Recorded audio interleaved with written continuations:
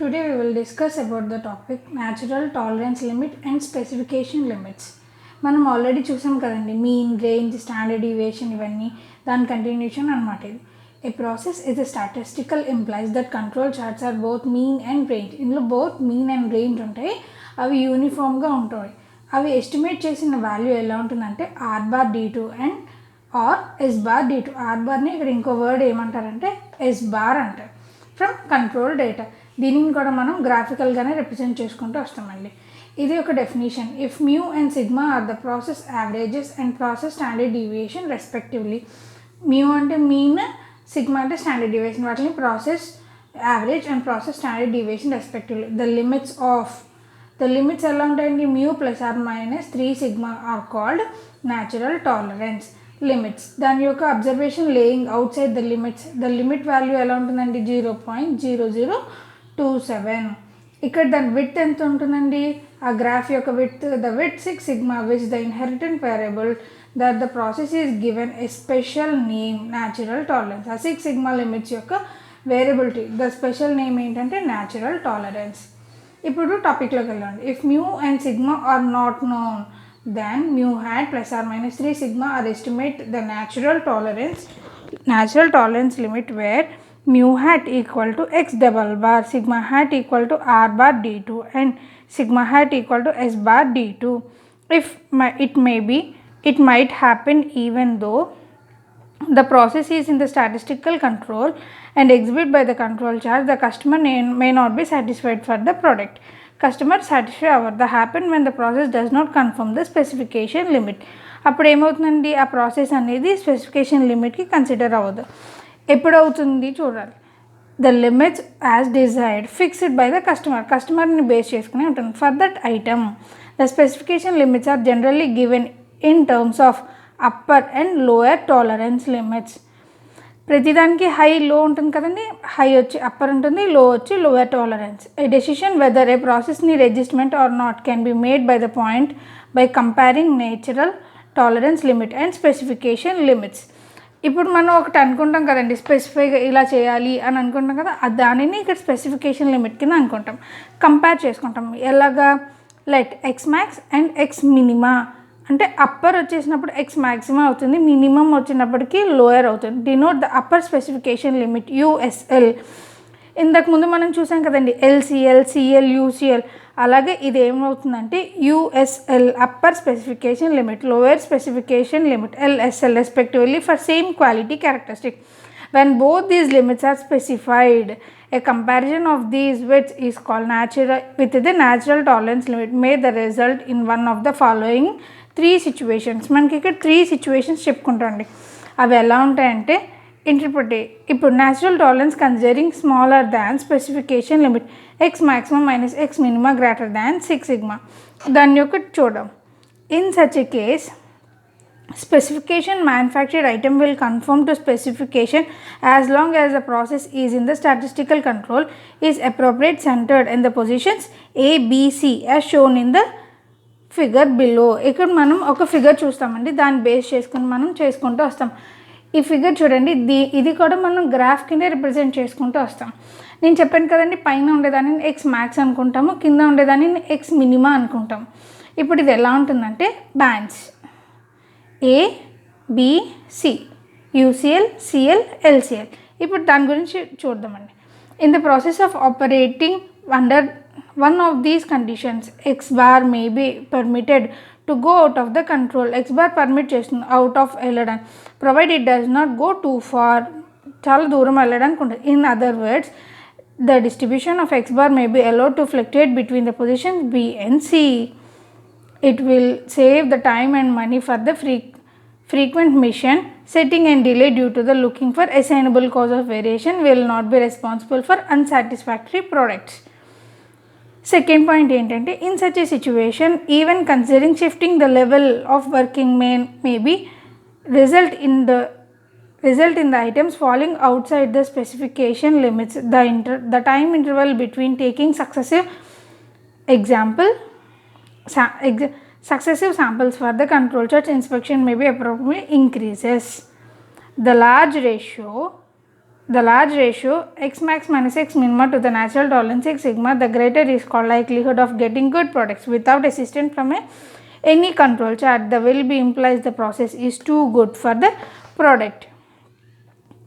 It may be economically to examine if the relations in the condition of processing or material should be allowed. It may not be worthwhile to seize the specification limits to produce a product superior to one original inherent. ఇక్కడ ఏమవుతుందంటే మనం ఇక్కడ graph చూద్దామండి. ఈ గ్రాఫ్ని మనం ఏం చేయాలి అనేది చూద్దాం. మనకి 3 స్టెప్స్ ఇచ్చాడు, 3 పాయింట్స్ ఇచ్చాడు. ఒకటి A, B, C. అందులో BC యొక్క పొజిషన్స్ని మనం అడ్జస్ట్ చేసుకుంటూ ఏని చేంజ్ చేసుకుంటూ వస్తాం. అప్పుడు వాడు ఇచ్చింది ఏదైనా మిస్టేక్ ఉంటే కనుక బయటికి వెళ్ళకుండా దానిని రా మెటీరియల్ ఏదైతే ఉందో దాన్ని అడ్జస్ట్ చేసుకుంటూ వస్తూ ఉంటాం. అలాగా ఐటెం ఏదైతే ఉందో దాని క్వాలిటీ ఈక్వల్ స్టాండర్డ్లో వెళ్తూ ఉంటుంది. సెకండ్ వన్ ఏంటంటే specification limit for considering the tolerance X maxima minus X minima coincide 6 sigma. This is an ideal situation in the case of process in the statistical control obviously implies that the product is meeting the specification. A product specification limit ni touch cheyali. Appudu here carefully centering of the process is all the more importance, and if no item is to be rejected then the process has centered exactly at the specification mean. A mean point దగ్గరికి కలుస్తూ ఉంటారు. Any departure from the centering would result in some of the products going outside the specification limit.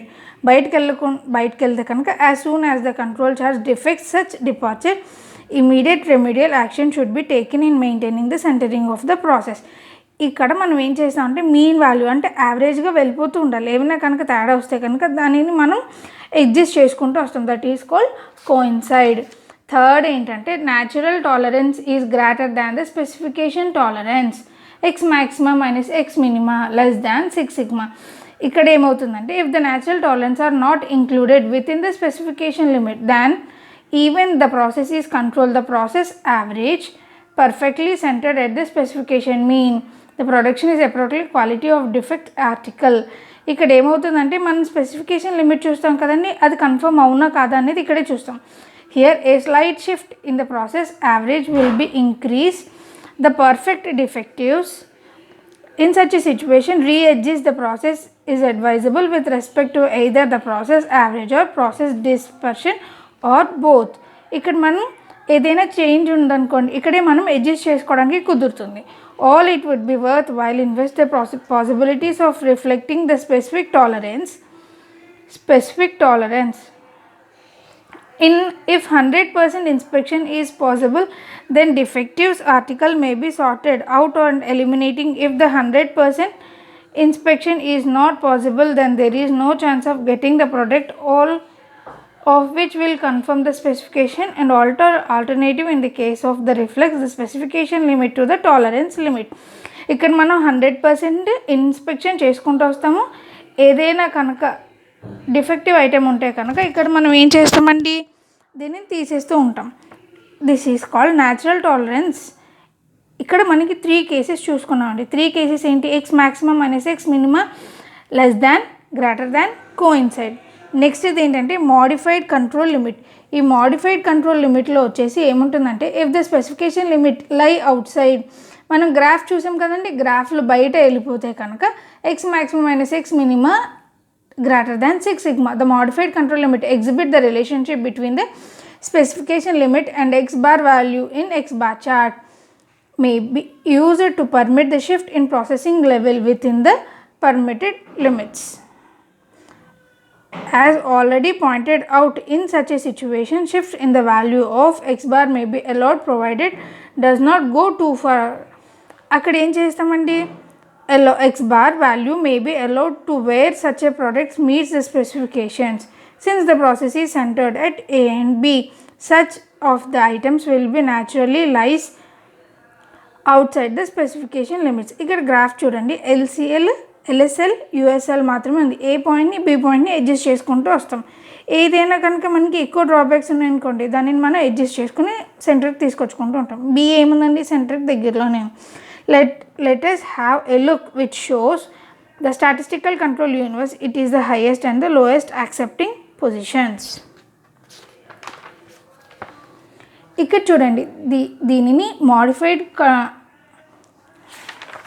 Modified control limits యొక్క graph. ఇక్కడ నేను కొత్త words మనం ముందు ఏం చదువుకున్నాం అండి, సిఎల్, ఎల్సిఎల్, యూసిఎల్ చదువుకున్నాం. ఇక్కడ ఏముంటుంది, యూఎస్ఎల్, ఎల్ఎస్ఎల్. తర్వాత ఇక్కడ చూడండి, the natural tolerance is 6 sigma, the universe at the highest acceptance position than the process average. Average ఎక్కడ ఉంటుందండి, ఎక్స్ బార్ అంటే X double bar central mean will be distance 3 sigma below USL and similarly universe at the lowest acceptance position. The process average is at the distance 3 sigma above the LSL. Thus, in such case, instead of fixing central line at x double bar, we have a central band, so that as long as x bar lies in the central band, the product will conform the specification. The upper lower edge of the central band are given respectively. దాని యొక్క values ఎలా ఉంటాయండి, USL -3 sigma, LSL +3 sigma. దాని యొక్క sub group యొక్క size ఎంత ఉంటుందండి, n, as it clear from the figure. The highest and the lowest specification value UCL and LCL known as upper rejection limit URL and the lower rejection limit LRL respectively. దాని యొక్క formula URL x bar USL -3 sigma dash +3 sigma dash by √n. LRL x bar equal to LSL +3 sigma dash -3 sigma dash by √n. The rejection limit when the place of the control limit are called modified control limit. ఇక్కడ మనం ఈ modified control లిమిట్లో మనం ఏం చేస్తాం అంటే graph తీసుకుంటాం. గ్రాఫ్లో CL, LCL, UCL plot చేసుకుంటాం. సిఎల్ అనేది ఏంటంటే సెంట్రల్ బ్యాండ్. ఈసిఎల్ నుంచి ఈసిఎల్ వరకు ఉన్నదాన్ని మనం సెంట్రల్ బ్యాండ్ అంటాం. అక్కడ పైన ఉన్నది ఈసిఎల్ఎస్ నుంచి యూఎస్ఎల్ వరకు ఉండే వాల్యూని 3 sigma అంటాం. ఇందులోనే సెంట్రల్ వాల్యూ నుంచి ఈసిఎల్ వరకు ఉండేదాన్ని 3 sigma by √n అంటాం. అలాగే ఇక్కడ కూడా ఈసిఎల్ నుంచి ఎల్సిఎల్ వరకు ఉండేదాన్ని 3 sigma by √n అంటాం. మొత్తం ఈ మధ్యలో ఉన్న బ్యాండ్ని 3 sigma, టోటల్ కలిపి 6 sigma. యూఆర్ఎల్ ఈసిఎల్ నుంచి యూఎస్ఎల్ వరకు ఉండేదానిని అప్పర్ రిజెక్షన్ లిమిట్ అంటాం. సిఎల్ నుంచి ఎల్ఎస్ఎల్ వరకు ఉండేదాన్ని లోవర్ రిజెక్షన్ లిమిట్ అంటాం. దాని వాల్యూస్ యూజ్ చేసుకుని మనం ఫార్ములాస్ రాసుకుంటాం. Concept of 6 sigma. ఈ కాన్సెప్ట్ ఆఫ్ 6 sigma వచ్చేసి చాలా ఈజీ అండి, చాలా ఇంపార్టెంట్ కూడా. మనకి 5 marks క్వశ్చన్ కింద చాలాసార్లు ఇస్తుంటారు. ఇక్కడ దీనిని కూడా మనం ఏం చేస్తామంటే చాలా సింపుల్ టాపిక్, దీనిని కాన్సెప్ట్ ఆఫ్ 6 sigma అంటాం. దీన్ని ఎలా డినోట్ చేసుకుంటాం అంటే గ్రాఫికల్గా రిప్రజెంట్ చేసుకుంటూ వస్తాం. ఇక్కడ గ్రాఫ్ ఉంటుంది. మనం నార్మల్ డిస్ట్రిబ్యూషన్ చదువుకున్నాం కదండి, బెల్ షేప్లో ఉంటుంది. దాని central value mean median mode fall at equal point అని కోయిన్సైడ్ అని చెప్పుకుంటాం కదా, ఎక్స్ బార్. దాని రైట్ సైడ్ ఉండేవన్నీ ప్లస్ వాల్యూస్ ఉంటాయి గ్రాఫ్లో, లెఫ్ట్ సైడ్ ఉండేవన్నీ నెగిటివ్ వాల్యూస్ ఉంటాయి. X bar plus sigma, 2 sigma, 3 sigma, 4 sigma, 5 sigma. అలాగే లోయర్ -1 sigma, -2 sigma, 3 sigma అలా 6 sigma వరకు. దాని specification limits defective items, defects per million +or-1 sigma అయితే దాని వాల్యూ ఇలా వాల్యూస్ ఉంటాయండి. ఇప్పుడు కాన్సెప్ట్లోకి వెళ్దాం. ఇందులో ఎన్ని ఉంటాయని చెప్పాను, 6 sigma. Minimum the defects that may have overlooked the area under the normal curve that can be found with +or-1 sigma, 2 sigma, +or-3 sigma, +or-4 sigma, +or-5 sigma, +or-6 sigma, centered about the mean. It may be x +or-6 sigma. మోటోలో develop చేశారు 6 sigma program in the late 1980s as a response to the demand their products. The focus of 6 sigma is reducing variability in key products quality characteristics to the level at which the failure of defects are extremely unlikely. The Motorola 6 sigma concept is to reduce the variability in the process, so the specification limits are at least 6 standard deviations from the mean. The probability that any specific units of the hypothetical products above is non-defectives. ఆ value ఎంత నుంచి ఎంతవరకు 0.999998 are 0.2 ppm వరకు ఉంటున్నాయి. అదే మనం ఇక్కడ values చూపించుకుంటూ వస్తాం. This is called concept of 6 sigma.